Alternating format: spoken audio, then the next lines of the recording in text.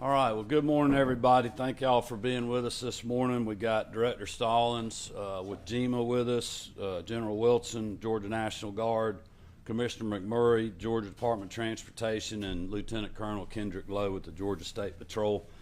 Just wanted to give you an update on, after being on the ground for the last 2 days and then getting back here and getting briefed, wanted to give everybody an update of where we stand right now on the response to Hurricane Helene. I actually just got off the phone with President Biden and Secretary Vilsack.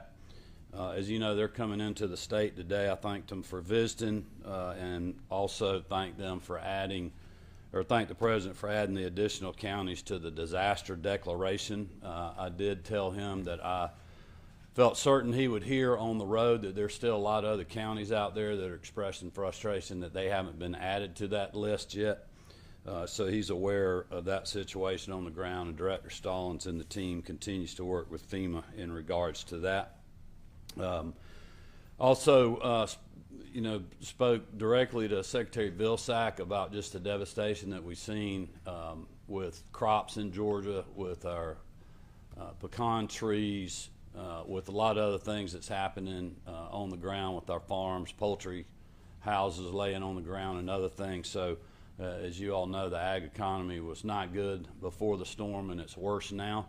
And so I'm very appreciative of them being on the ground to take a look at that today, and I know they'll be hearing about that. Also, on the way in this morning, spoke to Deputy Secretary Kathleen Hicks of the U.S. Department of Defense. She was just asking if we had any needs from DOD. I told them that General Wilson and the National Guard had the resources that we needed from a state perspective right now. We didn't have a need for federal action, and as of right now, that's where we are. General Wilson will speak more to that here in just a minute. After my urging, you all know that we had the 11 counties originally. We had a bipartisan letter of Congress supporting the 90 counties, and we're at 41 now. And as I've just mentioned, we'll continue to push for more counties and work with FEMA to do that. We did get some good news yesterday. Director Stallings told me that the administration has agreed to cover 100% of cleanup costs for the first 3 months, which is what we were requesting for them for the category A and B. That is something they agreed to and have announced. For an update, unfortunately, we have up to 33 fatalities in the state of Georgia right now, and close to 200 impacted in total by the storm. Our thoughts and prayers continue to go out to the families of those that have just experienced this heartbreak and this tragedy, to the communities that's affected. And I would just ask all Georgians continue to keep these citizens in their communities in their thoughts and prayers. I want to thank the members of the General Assembly, and specifically the Speaker and the Lieutenant Governor, for quickly agreeing to support us in suspending the gas tax in Georgia. That goes into effect today. It'll take a little while for that to get baked into the pricing, but eventually we'll save Georgians up to 32 cents a gallon for regular gasoline and 36 cents a gallon for diesel fuel.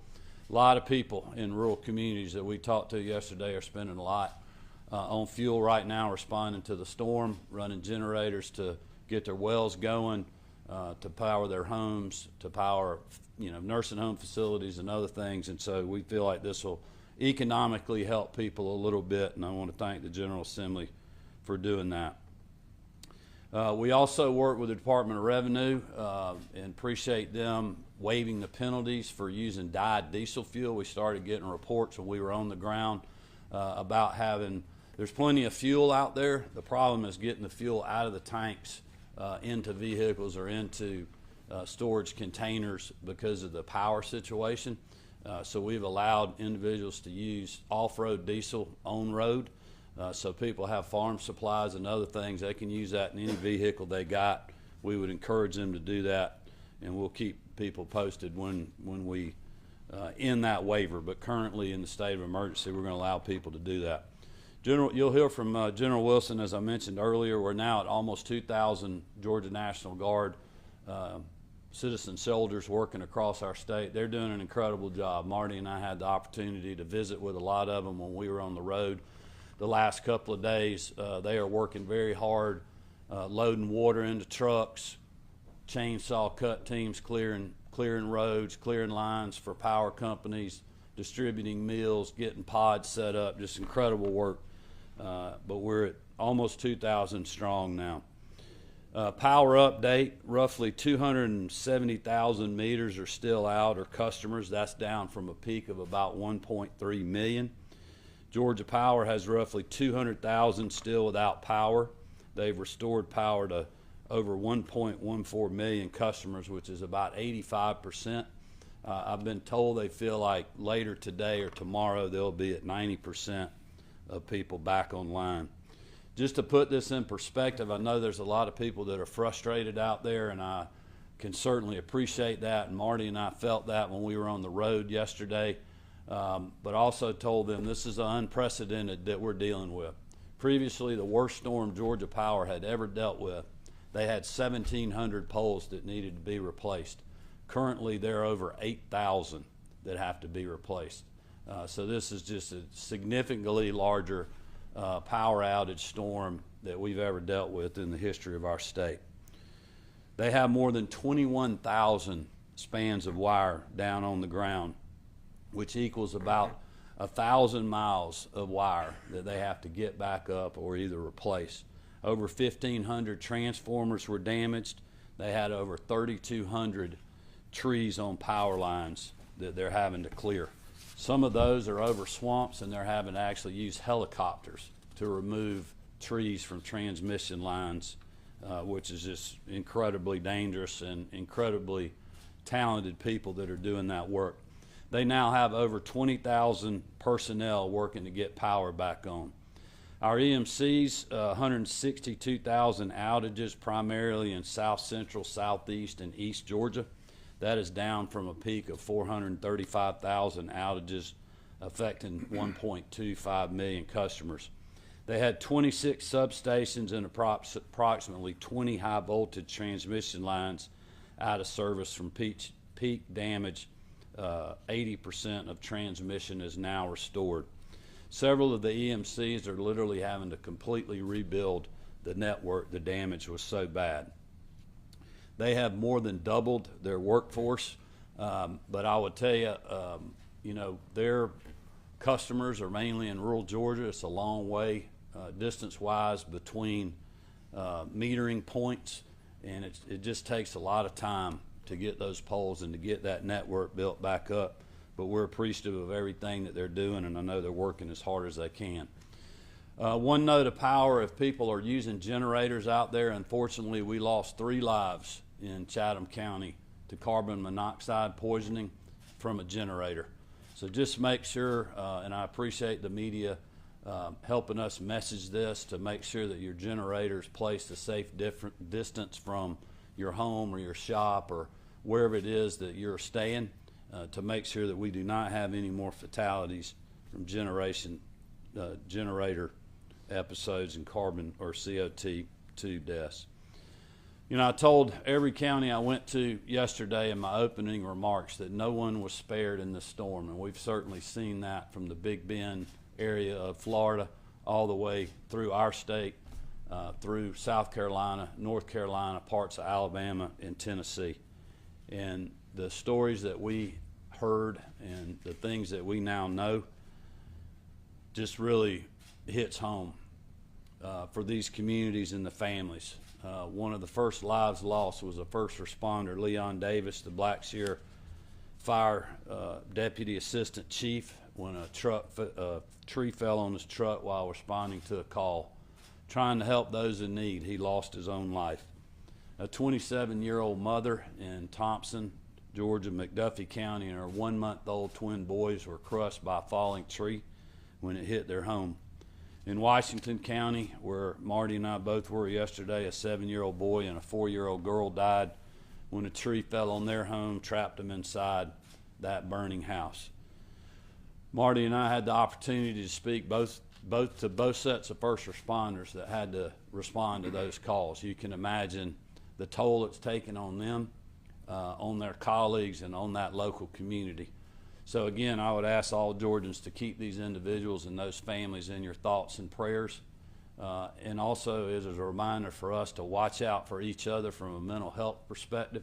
A lot of these people are working extremely long hours, putting themselves and their community ahead of their own families and their own homes that have trees laying on them, and just keep an eye on these individuals, make sure that they're getting the help that they need. And as the First Lady always reminds us, we've got the 988 hotline number and other resources available for those individuals. There was also some incredible stories of search and rescue. We heard one, I believe it was the Forestry Commission folks got to a lady that got so scared in her home during the storm she got in her car to try to drive away from it. The road got blocked in front of her. She tried to back up. Trees started falling, blocked her in, basically trapped her in her car in the middle of her driveway. Trees completely surrounding the vehicle. She couldn't get out of the vehicle. Thankfully, none of them hit the car. But 3 days later, because the Georgia Forestry Commission and first responders were checking every home, they found her and got her out of that car and saved her life. But she'd been in there for 3 or 4 days. Those are the kind of stories that we heard when we were on the road out there. It's just amazing what our first responders were doing.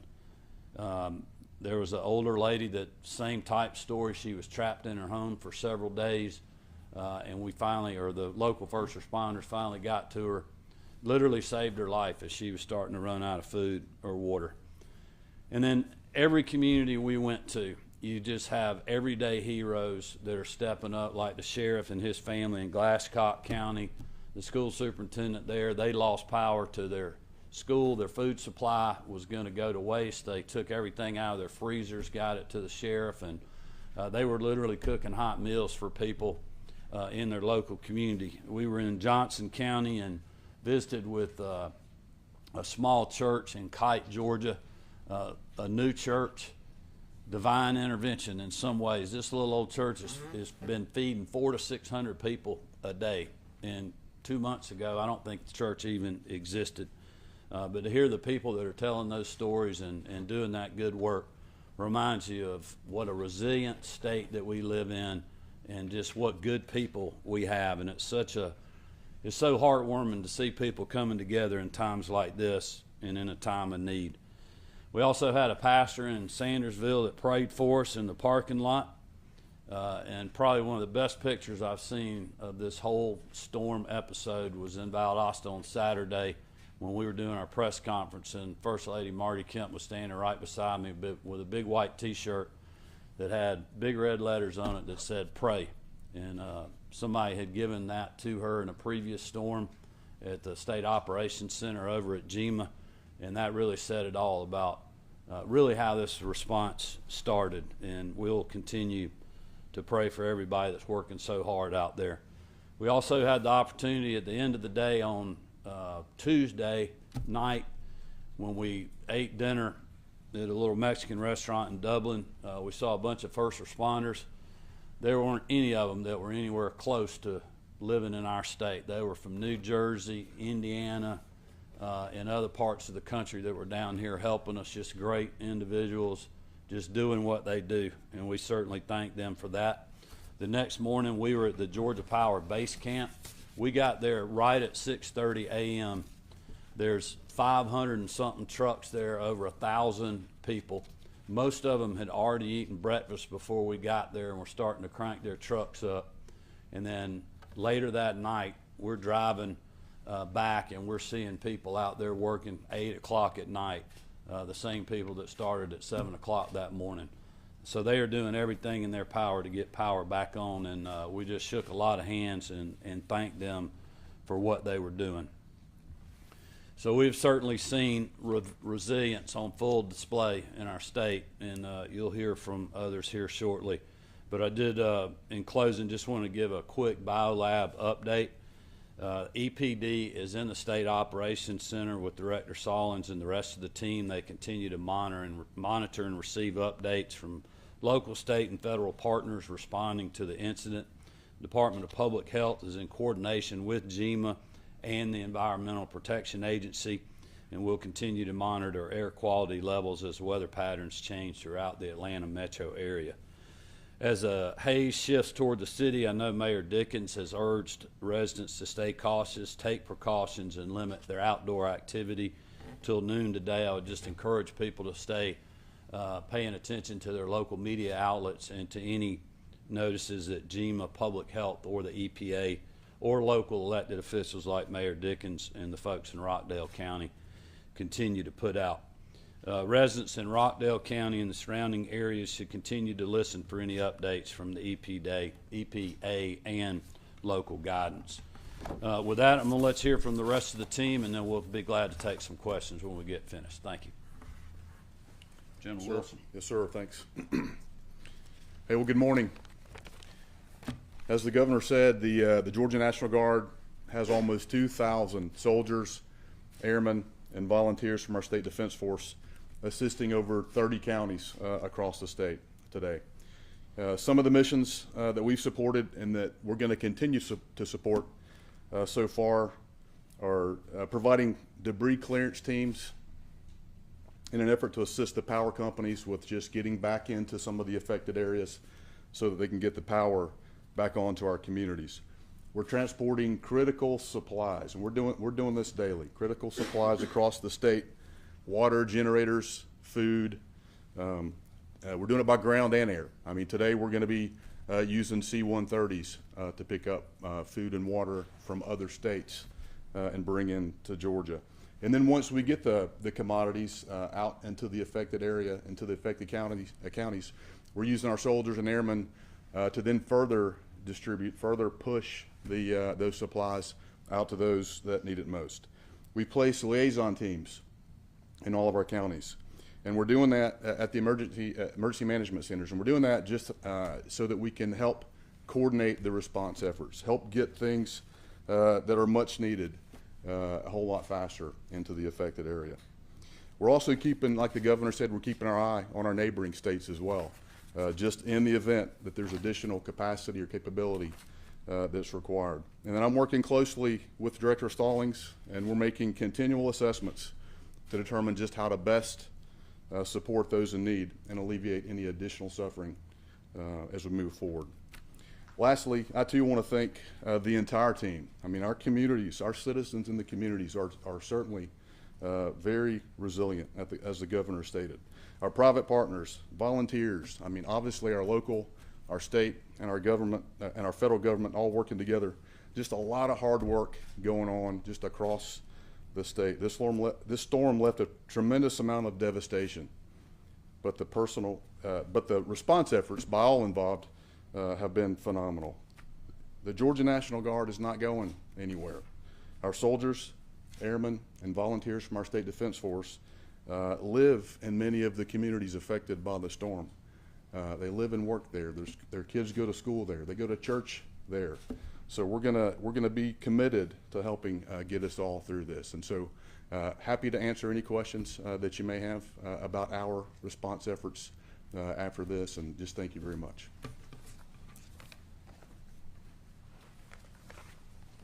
Good morning. I just want to hit on a couple of topics real quick that the governor mentioned in his remarks, and I want to brag for just a second on the state's response. I know traditionally we let you in the SOC in some capacity, but we have been overwhelmed. I won't say overwhelmed. We've been overworked for a few days. Our folks are tired, and the last thing I needed them to do was come by you grumbling. So I appreciate the hard work of our team and their efforts in there. They've been getting after it.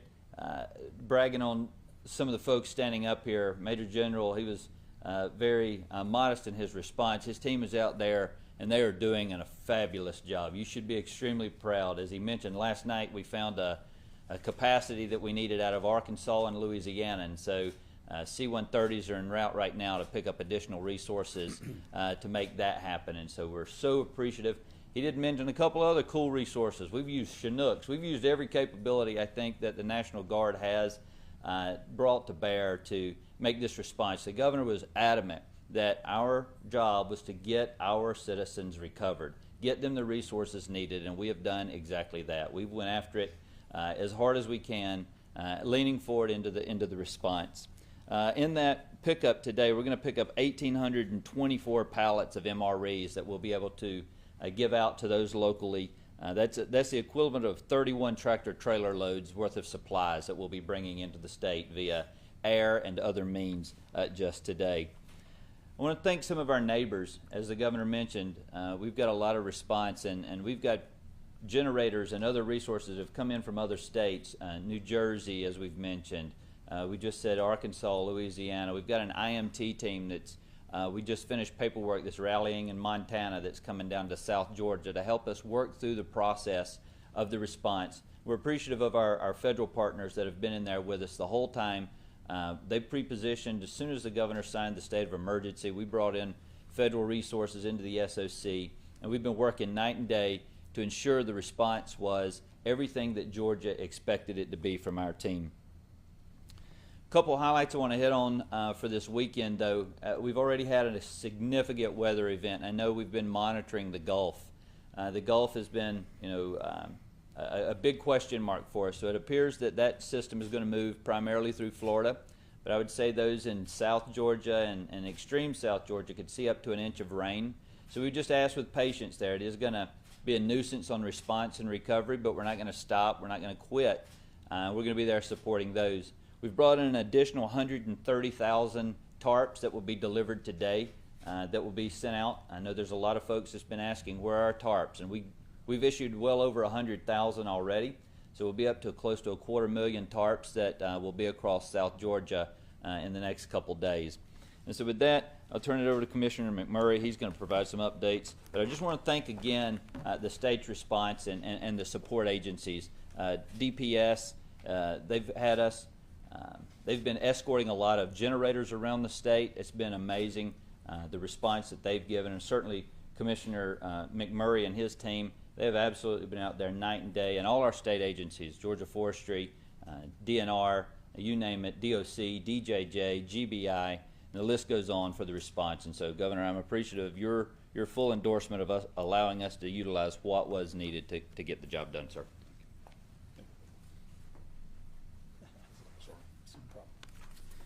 Thank you, Director Stallings. Georgia DOT's role in this horrific event has been one of clearing roadways. Our priority routes are our interstates first, the state routes, those critical routes that get to hospitals, energy production, schools, the like. At the worst of this, we had over 300 state routes blocked, impassable. That included 3 interstates at the time. We have made great progress on the state routes and the interstates, and now just down to a handful of locations that have power lines that the power crews are still working on. But this storm was so big, as the governor talked about. We've had right at 2,000 employees at one time working in all 159 counties. And of course, since then, we've triaged to work in the counties most affected, from Valdosta all the way to Augusta. This storm impacted 32,000 miles of roads just in the 41 declared counties. Now, again, 90 counties, you can pretty much double that. So you're talking about over 60,000 miles of roadways that are impacted, as you heard the governor, with power line crews, with over 1,000 miles of power lines that have to be rebuilt. But just think about trying to traverse over 60,000 miles of road just to see what the conditions are. I'm very proud of the women and men of the Georgia Department of Transportation for them providing the ability to get emergency vehicles through and power companies through.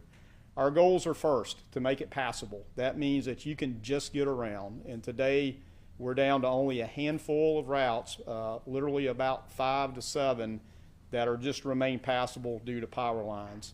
Everything else is our second priority. We try to get the roads fully open, but trees may be right up to the edge of pavement. Sometimes they may be encroaching in the edge of pavement. So we need everybody to still be aware that the roads are not fully open, even though all lanes appear to be open. And regrettably, we're still having trees fall. And with the power line work, sometimes they have to take trees out and then block a road again. So we need to ask everybody to still remain vigilant and remain as a defensive driver, because you never know what's going to be right around the corner. And then thirdly, our priority is, once we get cut to white line, is coming to push back the debris to make sure that if there's an errant vehicle or somebody needs to pull over, or if you got to pass a convoy of the National Guard or other resource agencies, there's places to safely maneuver over. So we're beginning that. But our first priorities are always those high routes. But now, again, this is a statewide event. We are working with all the counties in the affected area. In fact, we have our resources and consultant resources, some 50 consultant contractor crews working in 10 counties of the 41 counties in the declared area. And we're reaching out to each county, too, to say, what can we do to help get you white line to white line, or passable to white line to white line. So we're, again, moving into the cities and the counties trying to provide the relief that they need. Out of those 32,000 miles of roads impacted in the 41 counties, the majority of those are city, streets, and county roads. So you can understand that this is still many, many days of cleanup to get the roads fully passable. I need to update you on another critical issue, traffic signals. So we've had 106 signals today that still have to be repaired or rebuilt totally. They're just totally damaged, they're non-functional, they're not working. That's going to take us some time. We have full resources working on that. The 106 signals, the majority of them are in Augusta, Richmond, and Columbia County. So we're redeploying forces from all over the state, including consultant contractors, to help get those 106 signals back online. When you come to a signal that is not functioning, it is a four-way stop. I got to re-emphasize that. It is a four-way stop. Even if there's part of a signal hanging there and you're saying it doesn't look like a signal, please, you got to treat it as a four-way stop. We don't need anyone else to be hurt or injured. We still have 146 traffic signals that are functional but don't have power. And so as power keeps coming on, these will be back functional. But if you put that together, that's 250 some odd signals that are not working at the moment. So we just ask everybody, if you're out and about, please be cognizant of the signals that are not working. We're going to ask you to limit your travel in these most affected areas as well, while we work, again, to try to get signal power back on and signals rebuilt. That leads me to the third thing, signs. There are thousands of signs that are either bent over, damaged, or just plain missing. We've already replaced over 2,600 signs across the state. And the signs that we replace first are the red signs, the important ones, the stop signs, the yield signs, the wrong way signs. But there are still thousands of signs that are missing. So we ask that you, again, be a defensive driver. If you know that there used to be a stop sign at this location, please treat it as a stop sign is there. We're trying our best. And again, state routes and interstates, obviously we're in our first priorities, but working with cities and counties, there are a lot of signs that are just plain gone. So again, please be a defensive driver and treat the roads safely as we go. Again, last word is please limit your travel. Give the power crews, again, room to work. Give our crews, the Guard, Forestry Commission, DNR, everybody's out there that's still trying to get the roads passable and get them safed up, the room to work. And I'll turn it back to you, Governor. Thank you. All right, well, thank you everybody again for just all the work that you've been doing. I know Colonel Hitchens couldn't be with us today, but I know Lieutenant Colonel Lowe, the rest of the Department of Public Safety, Georgia State Patrol have been a big help to the locals, especially a lot of them very tired. Deputies needed rest, so we augmented a lot of the night patrols in places like, literally from Augusta all the way down to Homerville and Clinch County. So we appreciate the State Patrol's good work, and it's been relatively quiet on their front, which we're glad of. So with that, we'll open it up and take your questions. Richard. Governor, obviously you and the First Lady have been to all 159 Georgia counties. What were your thoughts, particularly Tuesday and Wednesday, outside of the Valdosta and Augusta, driving up to these places that you've been to many times before and seeing them? And what were the people saying to you as they saw you driving? Well, for somebody that literally came into office with the aftermath of Hurricane Michael, which happened when Governor Deal was governor, but it was during the transition, so I was involved in being down in those communities and involved in the response afterwards and then the disaster relief part of it. So I got to see a lot of that damage. I've seen, my fair share of tornadoes as Secretary of State, having to deal with, election precincts, trying to get them back up and running at this time of year before certainly, the flooding we saw in Tropical Storm Debbie and other storms, hearing stories like Hurricane Idalia, the Colquitt EMC CEO said the other day in Idalia, which is the worst storm they ever had, they had 500 poles they had to replace. They have over 1,000 for this storm. And then when we literally, I mean, we've been on the ground really from Valdosta all the way up through, you know, Augusta, Evans and Columbia County, and then to Thompson and Duffy County. And just the width of the destruction compared to even Hurricane Michael is so much greater. And literally driving down, you know, some of these state routes and seeing chicken houses laying on the ground, a whole pecan orchard, every tree laid over. I mean, it's just 100% destruction. We talked to one farmer that literally had 10 chicken houses on the ground, and he's lost every ability to have any revenue off this farm this year. That's the level of destruction that's out there, and it's just so much more widespread. I don't know if people have seen the aerial satellite photograph of at night of seeing the power outages that came from the Big Bend area of Florida. The swath that went through Georgia, I mean, it was like I said earlier, it's like a 230 mile, 240 mile tornado went through our state. Orange. Do we know anything about the FEMA, if we've gotten anything yet? Because I know some people in Augusta said they tried to apply, but then they're going back and forth and haven't received assistance. Can we elaborate and help? I may let Director Stallings speak to this FEMA. So with the announcement of the individual assistance and the public assistance programs, we've had to sign some documents. All that's been turned on now, and so you go to the website. We understand it takes a little bit. A lot of it's been connectivity issues, making sure that those in the community can get out and also get those resources back. You should start seeing as early as this weekend DSA or disaster survival assistance teams from FEMA. They'll be on the ground doing surveys, starting to talk to the community, take those collection points, and then as early as next week, we'll see what's called disaster recovery centers, or DRCs, being set up by both the federal and state support there to support the locals. Our goal right now is to have at least 20 of those set up initially, and then 5 mobile units so that we can get to those that are hardest hit to make sure they can get those resources to them. That'll start across the state as early as next week. So we understand the process. Again, unfortunately, the only thing that happens quick in this is the storm itself. We work through these processes, though. But I assure you, the goal is to make sure every person that was impacted by the storm has the opportunity to recover.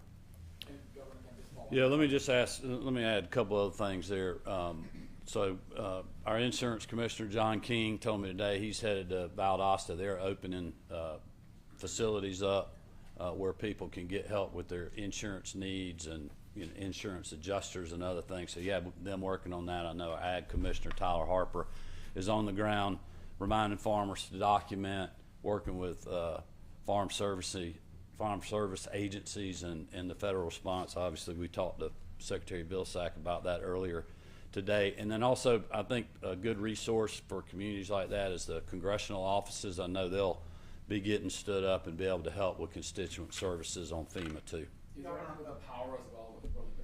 They're saying it's October 13th possibly. Is there any other possible way to get other states? I know there's well, Augusta's probably the hardest hit area we got on the power situation. I think a lot of it had to do with transmission and substations and other things that were having to be completely rebuilt. I would reference you to them because I don't have every detail on that, but I know one of the things that Georgia Power tweeted out today, I mean, they literally were having to use a helicopter to remove a tree off a transmission line that was in the middle of a swamp you couldn't even get a truck to. There was somebody out there in a boat, signaling directions to them. So that's the level of destruction that was out there and what we're having to deal with.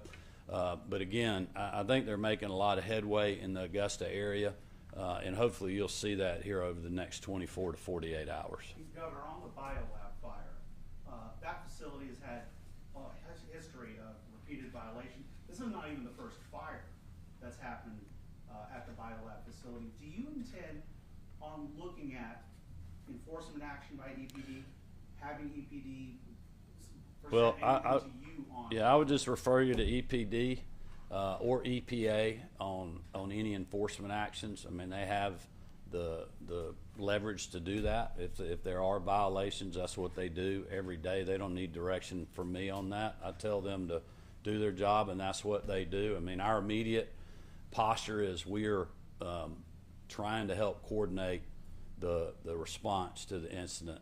And I know Director Stallings can probably speak more to that than I can on the communications that we've had with EPA, who I think is the lead agency on the Biolab. So you know, certainly refer you back to them on that too. Do you have anything else you want to add to that? Okay. Can I ask a follow-up on the Biolab? With the fire coming a short time after the storm came through, is there any indication that high winds may have damaged the facility before those, before the fire happened? I mean, is there any indication that those events are? Well, I mean, I certainly have not heard that, but I don't know. I would just refer to Rockdale. They're investigating that. Governor, back to the storm damage. Can we get an updated cost of the damage and the recovery?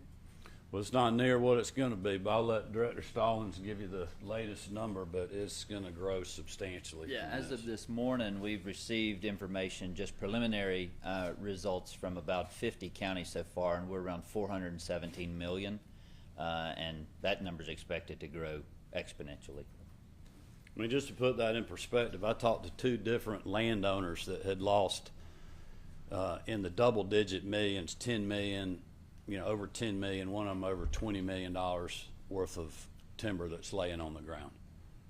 And that's 2 people and 2 landowners. So it'll be significant on the ag side with literally everybody was in the path of the storm. Pretty much everybody was on the right side of the storm. I think the cotton crop will be almost a complete loss.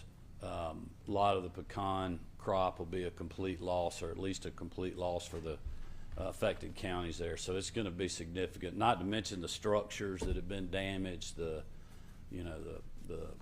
amount of money it's taken to rebuild the transmission lines and the power lines. I mean, it's going to be a lot.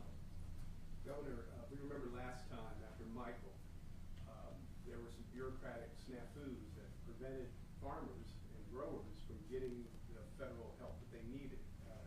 Any indication now trying to make sure that pipeline is going to be flowing sooner? Well, I think we have a better process for this now because of the politics of that at the time, which is very frustrating for me. When I was working on that issue with our congressional delegation, with our agriculture commissioner at the time, that's a conversation that Commissioner Tyler Harper, myself, Congressman Austin Scott, a lot of other members of the congressional delegation are already having to make sure that we're attacking this in a bipartisan way so that we don't have politics involved in this response. I mean, we should not have politics involved in disaster response and getting relief for our farmers or the citizens of our state. And I think you will see that.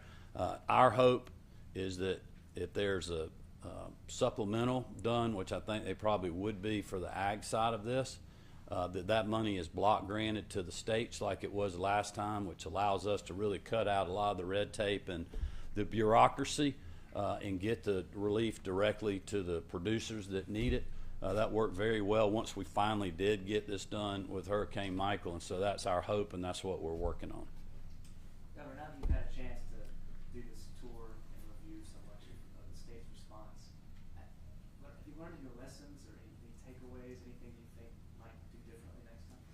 Well, I don't know that there's anything that we would do differently. I'm just so thankful that we did the early state of emergency, that we made it a statewide event, listening to Will and the rest of the weather team and the information that we were getting to make sure our whole state knew to prepare for this, which is, if you remember what Director Stallings was saying, pre-storm was prepare to survive for 72 hours after the storm hits. That'll allow us enough time to cut through and get to you, no matter where you are. And that really played out.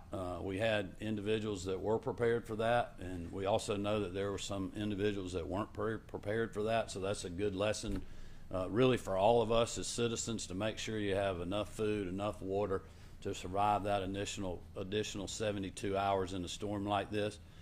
But also, look, I think people, I mean, you talk to a lot of people over in the CSRA and the kind of Augusta, Columbia County area.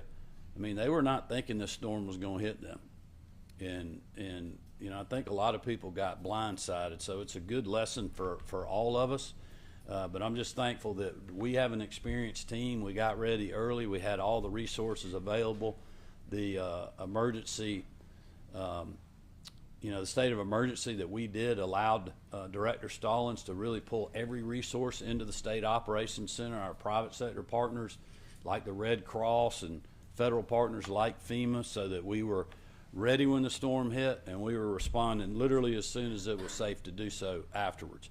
I do think, you know, we've experienced, and you do this in every storm, is just there's a lot of turnover in emergency management. So sometimes you don't have as experienced people on the ground at the county level or city level as you might in from one county to another. And you know, I think Director Stallings and his team's done a good job about shifting either some of their resources to those counties or getting other counties that weren't as hard hit. I think it was Glasscock. It wasn't Glasscock. There was one of the counties where we were yesterday, but we had, like, I know Baldwin County did a lot to help Glasscock County out.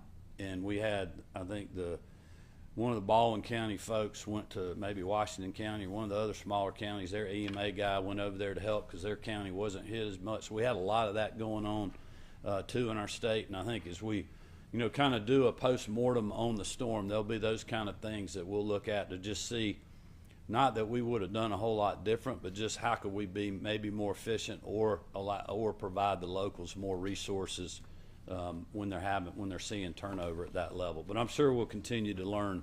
I mean, look, we learn something after every storm. That's one reason Georgia has such a good team, is we've been through a lot. If you think back to some of the things that happened in the Deal administration and their response and how they improved things, and I certainly learned a lot from watching Governor Deal in these scenarios, and then have learned a lot dealing with what I have in 5.5 years, and we'll continue to sharpen the team and just do all we can to help support our people.